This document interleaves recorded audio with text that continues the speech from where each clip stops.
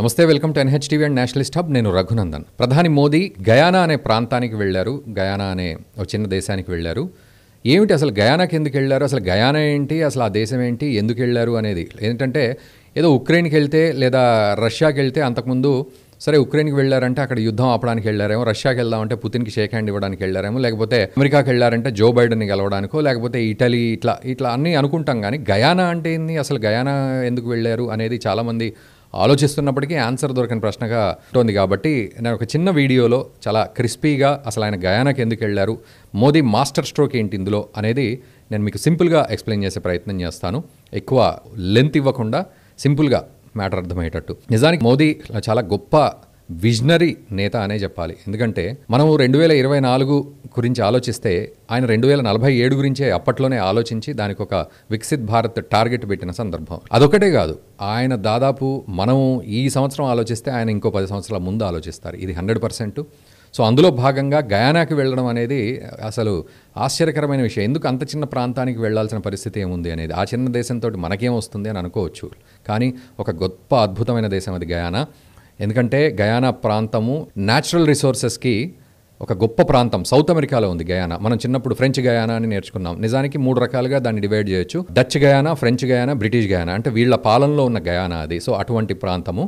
So ఇప్పుడు ముఖ్యంగా అక్కడ భారతదేశానికి సంబంధించిన వాళ్ళు 43.5% మంది ఉన్నారండి. సో గయానా అనే ప్రాంతం ఎక్కడో సౌత్ అమెరికాలో ఉంది కదా అని అనుకుంటే పొరపాటు.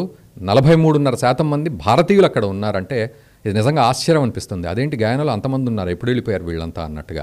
ఇది ఇప్పట్లో కాదు, 1800 సంవత్సరాల్లోనే బీహార్ వాళ్ళు, ఉత్తరప్రదేశ్ వాళ్ళు, అంటే బెంగాల్ నుంచి కూడా వీళ్ళంతా కూడా వలస వెళ్ళారు కూలీలుగా, లేబర్గా అక్కడికి వెళ్ళి అమెరికాను నిర్మించడంలో భాగంగా వెళ్ళిన వాళ్ళల్లో వీళ్ళు కూడా ఉన్నారు 1800 సంవత్సరాల కాలంలో. ఆ తర్వాత మెల్లిగా గయానా లాంటి ప్రాంతానికి వచ్చేసి అక్కడ సెటిల్ అయిపోయారు. ఈరోజు 43.5% మంది మన ఇండియన్స్ అక్కడ ఉన్నారంటే ఆల్మోస్ట్ గయానాకు పోతే కదిలించే 2 లేదా 3 మన ఇండియన్ కూడా ఒకళ్ళు ఉంటారని ఈజీగా అర్థం చేసుకోవచ్చు. సో మనకేమి పెద్ద దూరమైన ప్రాంతం కాదు, లేకపోతే మనకు అసలు పరిచయమే లేని ప్రాంతం కాదు ఇది అని అనిపిస్తుంది గయానాకు గనక నిజంగా మనం వెళ్తే. మరి ప్రధాని మోదీ ఎందుకు వెళ్ళారు అంటే, ఆయన 24 సంవత్సరాల క్రితం ఆయన సామాన్య పౌరుడిగానే వెళ్ళారు అక్కడికి. అక్కడ గయానా అనే ప్రాంతాన్ని తిరిగి చూసొచ్చారు. ఈరోజు ప్రధాని మోదీ ప్రధాని హయాంలో ప్రధానిగా, అంటే ఆయన ఆ స్టేటస్లో ఆయన అక్కడికి వెళ్ళడం అనేది ఆయనకు కూడా ఆనందం అనిపించింది అని తన ప్రసంగంలో చెప్పారు. మరోవైపు 56 సంవత్సరాల తర్వాత భారత్కి సంబంధించిన ఒక ప్రధాని అక్కడికి వెళ్ళడం అనేది 56 ఇయర్స్ తర్వాత జరిగింది. అది మన ప్రధాని మోదీ అవ్వడం. నిజంగా మోదీ మాస్టర్ స్ట్రోక్ ఎట్లా ఉంటుందంటే, గయానా అని చిన్న ప్రాంతంతో ఎంత టైఅప్స్ ఇప్పుడు మనకు ఉన్నాయి అంటే, ఈరోజు ప్రపంచం అంతా కూడా Russia, Ukraine, Israel, Iran, America ఇవన్నీ యుద్ధ భీతిలోకి వెళ్ళిపోతున్నాయి. యుద్ధం అనే ఫ్లేవర్లో పడిపోయాయి. సో మనము ఆయిల్ బ్యారెల్స్ అక్కడి నుంచి తెచ్చుకోవాలంటే రేపటి రోజున అది కాస్ట్లీ అవ్వచ్చు, లాంగ్ డిస్టెన్స్ అవ్వచ్చు, లేకపోతే ఒక తలనొప్పి క్రైటీరియా కూడా అవ్వచ్చు. కానీ గయానా లాంటి ప్రాంతం ఒక చిన్న దేశం, చిన్న ప్రాంతం, కరేబియన్ ప్రాంతం, అది కరేబియన్ ఐలాండ్స్ అంటారు, కరేబియన్ సముద్రం, ఆ ప్రాంతంలో ఉన్న చిన్న దీవుల్లాగా ఇవి అన్నీ మొత్తానికి ఈ ప్రాంతాలు ఉంటాయి. సో ఇక్కడ న్యాచురల్ రిసోర్సెస్ ఎక్కువ ఉన్నాయి. కొన్ని లక్షల బ్యారెళ్ల ఆయిల్ ఆ భూమిలో ఉంది. అక్కడ ఆయిల్ ఒకటే కాదు, గోల్డ్, టన్నుల గోల్డ్ భూమిలో ఉంది. బాక్సైట్, ఐరన్ బాక్సైట్ మొత్తానికి టన్నులుగా భూమిలో ఉంది. అక్కడ అగ్రికల్చర్, షుగర్ కేన్. సో ఇదంతా కూడా ఒక అద్భుతమైన న్యాచురల్ రిసోర్సెస్ అక్కడ గయానా లాంటి ప్రాంతంలో. ఈరోజు మనం ఆ ఆయిల్ మీద కన్నేసాం అంటే మన దేశ అవసరాల కోసం. ముఖ్యంగా మనము ఆయిల్ కన్జ్యూమ్ చేసే వాళ్ళల్లో ప్రపంచంలో 3వ దేశం మనం. అమెరికా, చైనా తర్వాత మనం ఒక 3వ దేశంగా ఉన్నాం. ఆ తర్వాతే మిగతా రష్యా లాంటి దేశాలు కన్జ్యూమ్ చేయడంలో. అండ్ ఇంపోర్ట్స్ చేసుకోవడంలో కూడా మనకు 90% ఇంపోర్ట్స్ అన్నీ కూడా ఇతర దేశాల నుంచి వస్తాయి. ముఖ్యంగా అమెరికా, ఇరాన్, రష్యా, బ్రెజిల్ ఇట్లాంటి దేశాల నుంచి మనం ఆయిల్ ఇంపోర్ట్స్ చేసుకున్నాం. రేపటి రోజున ఇవన్నీ యుద్ధంలో బిజీ అయిపోతాయి, లేదా అటాక్స్ జరుగుతాయి, లేదా లాంగ్ డిస్టెన్స్లో ట్రావెల్ చేయాల్సి వస్తాయి సముద్రంలో. ఇవన్నీ పెద్ద పనులు. సో మనం 100% గయానాతో సత్సంబంధాలు పెట్టుకోవచ్చు అనే ఉద్దేశాన్ని ప్రధాని మోదీ ఎప్పుడో గ్రహించారు. 26 సంవత్సరాల క్రితం అక్కడికి వెళ్ళినప్పుడే ఆయన గ్రహించారు, మనసులో పెట్టుకున్నారు. ఈరోజు ప్రధాని రూపంలో ఆయన అక్కడికి వెళ్ళడం, జార్జ్ టౌన్లో అక్కడ వాళ్ళు కూడా ఘనంగా రిసీవ్ చేసుకున్నారు. అక్కడ ప్రెసిడెంట్ మొహమ్మద్ ఇర్ఫాన్ అలీ ఆయన కూడా ఘన స్వాగతం పలికారు. అక్కడ క్యాబినెట్ మినిస్టర్స్ కూడా ఘన స్వాగతం పలికారు. ప్రధాని మోదీని ఆయనను ఆకాశానికి ఎత్తుకున్నారు. ఏంటంటే ప్రధాని Modi champion of the leaders అని చెప్పి ఆయన ఇర్ఫాన్ అలీ అనడం జరిగింది. అంటే లీడర్స్ అందరికీ ఛాంపియన్ ప్రధాని మోదీ అని ఆయనను గట్టిగా హగ్ చేసుకున్నారు.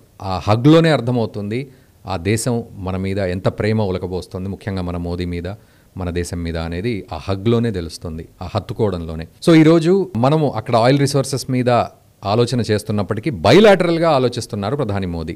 ఎందుకంటే మనం ఎక్కడికి వెళ్ళినా అక్కడ ఏదో లాక్కోవడమో లేకపోతే ఆ దేశాన్ని ఆక్రమించుకోవడం చైనా లాగా అట్లాంటి పనులు చేయం. బైలాటరల్గా మనకు వాళ్లకు మనం ఉపయోగపడే విధంగా విన్ విన్ సిచ్యువేషన్ని క్రియేట్ చేస్తాం. అందులో భాగంగా ఈరోజు మనం అక్కడి నుంచి ఆయిల్ రిసోర్సెస్ తీసుకుంటాం, రకరకాల సర్వీసెస్ తీసుకుంటాము, అండ్ మనము అక్కడ పెట్టుబడులు పెడతాం. ముఖ్యంగా హెల్త్ సెక్టార్లో, అగ్రికల్చరల్ సెక్టార్లో, తర్వాత హైడ్రోకార్బన్ సెక్టార్లో, ఎనర్జీ సెక్టార్స్లో, అండ్ దీనికి తోడు అక్కడ ఆఖరికి అర్బన్ డెవలప్మెంట్ విషయంలో కావచ్చు, యూపీఐ పేమెంట్స్ విషయంలో కూడా మనం అక్కడ ఇన్వెస్ట్ చేసి మనము అక్కడి వాళ్లను అర్బన్ డెవలప్మెంట్లో భాగంగా రకరకాల స్ట్రాటజీస్లో భాగంగా వాళ్ళని డెవలప్ చేస్తాం. అండ్ ముఖ్యంగా డిఫెన్స్ విషయంలో కూడా వాళ్లకు మనము ఆల్రెడీ ఎయిర్ క్రాఫ్ట్స్ అందించడం జరిగింది.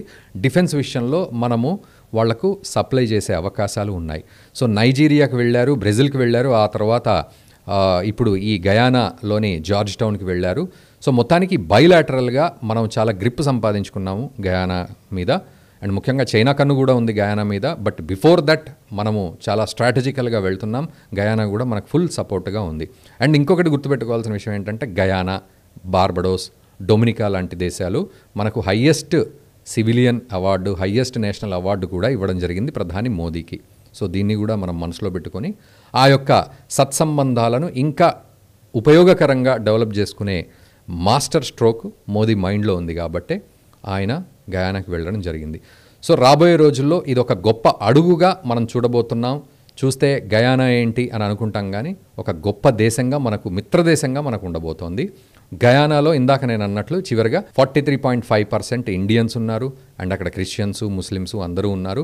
కాకపోతే న్యాచురల్గా ఎంత గొప్ప దేశమైనా అక్కడ బాక్సైట్ ఉన్నా, తర్వాత గోల్డ్ ఉన్నా, అగ్రికల్చర్ విషయంలో కానీ, చెరుకు విషయంలో కానీ ఎంత అద్భుతంగా ఉన్నా అక్కడ క్రైమ్ రేటు కూడా ఎక్కువగానే ఉంది. సౌత్ అమెరికా కాంటినెంట్ అది క్రైమ్ రేట్ ఎక్కువగా ఉంది. కొంచెం అక్కడ కంట్రోల్ చేయడం తక్కువ. ముఖ్యంగా టూరిస్టులు వెళ్తే చాలా జాగ్రత్తగా ఉండాలి అని అక్కడ ప్రభుత్వాలే అలర్ట్ చేస్తూ ఉంటాయి. సో అట్లా క్రైమ్ రేట్ ఉంది. బట్ ఏదేమైనప్పటికీ గయానాతోటి సత్సంబంధాలు అద్భుతంగా మనం ఇంకా పెనవేసుకునే విధంగా ప్రధాని మోదీ యొక్క ఇది మాస్టర్ స్ట్రోక్ అనే చెప్పాలి. మన భవిష్యత్తుకు బంగారు బాట వేసే అడుగులో భాగంగా గయానాకు వెళ్ళడం జరిగింది. సో మీరేమంటారు ఈ భారత్ గయానా రిలేషన్షిప్ మీద? ఖచ్చితంగా కామెంట్ చేయండి. అండ్ దయచేసి చాలా రీసెర్చ్ చేసి వీడియో చేసినందుకు ఈ వీడియోని మీ మిత్రులకు కూడా షేర్ చేయండి. ప్రధాని మోదీ యొక్క గొప్ప మాస్టర్ స్ట్రాటజీ ఏ విధంగా ఉంది అనేది ఖచ్చితంగా కామెంట్ అండ్ షేర్ చేయండి. అండ్ ఇప్పటివరకు ఛానల్ సబ్స్క్రైబ్ చేసుకోకపోతే సబ్స్క్రైబ్ చేయండి. Thank you very much for watching the video. ఈ వీడియో మీకు నచ్చినట్టయితే లైక్ చేయండి, 10 మందికి షేర్ చేయండి. అలాగే కామెంట్ల రూపంలో మీ అభిప్రాయాలను మాతో పంచుకోండి. Nationalist hub group of channels ను సబ్స్క్రైబ్ చేసుకుని తెలుగునాట జాతీయవాద జర్నలిజాన్ని ప్రోత్సహించండి. ఈ వీడియో కింద ఉన్న బెల్ ఐకాన్ పై క్లిక్ చేయడం మర్చిపోవద్దు.